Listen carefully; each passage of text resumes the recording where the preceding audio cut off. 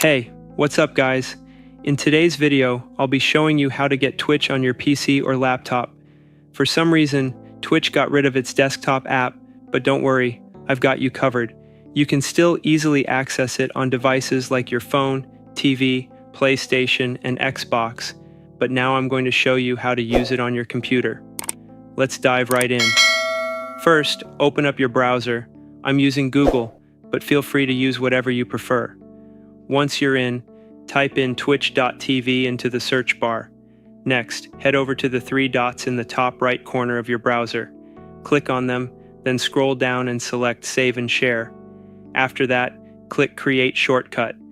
Make sure you name it Twitch and check the box that says Open as Window, then hit Create. Now you can close out of both Twitch and your browser.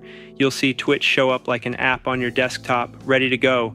If this video helped you out, don't forget to subscribe, leave a like, and I'll catch you in the next one.